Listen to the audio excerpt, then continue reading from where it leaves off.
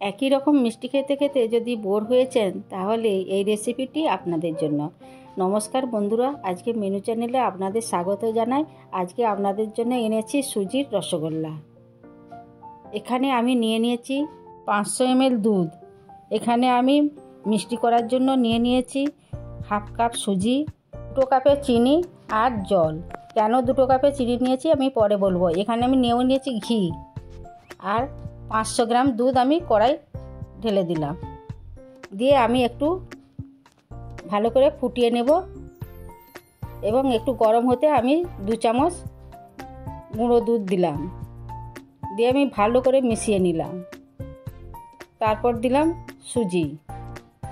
সুজিটাও ভালো করে নেড়ে নিলাম। তারপর দিলাম 4 চামচ চিনি। এখানে 2 কাপ চিনির কথা বলেছিলাম, একটা কাপে 4 চামচ ছিল, সেই 4 চামচটা দিয়ে দিলাম সুজিতে। আর 2 চামচ ঘি দিয়ে আমি ভালো করে নেড়ে নিলাম। দিয়ে আমি একটা ডো বানিয়ে নেব। ডোটা এমন করে বানাবো, খুব শক্তও না আর খুব নরমও না। শক্ত হয়ে গেলে মিষ্টিটা শক্ত হয়ে যাবে। এবার আমি নামিয়ে নিলাম ডোটাকে। আমি 15 মিনিট ঢাকা দিয়ে রেখে দিয়েছিলাম। তারপর এটাকে ভালো করে দলে নিয়ে এবার হাতে ঘি মেখে ভালো করে গোল গোল করে মিষ্টিগুলো তৈরি করে নিলাম। আমার সবগুলো তৈরি করা হয়ে গেছে।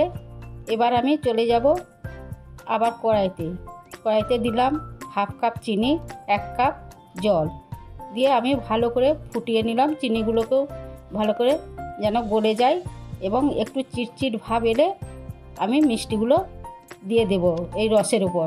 2 এলাচও দিলাম, ভালো গন্ধ এবং স্বাদও আসে সুন্দর। এবার মিষ্টিগুলো আমি পরপর রসের উপর দিয়ে দিলাম এবং ফুটিয়ে নিলাম 5-7 মিনিট। দিয়ে ভালো করে নেড়ে নিয়ে আমি ঢাকা দিয়ে দিলাম। 5 মিনিট ঢাকা থাকবে। তারপর আমি খুলে দেখলাম মিষ্টিগুলো সুন্দর তৈরি হয়ে গেছে। মিষ্টিটি খেতে খুব সুস্বাদু হয়।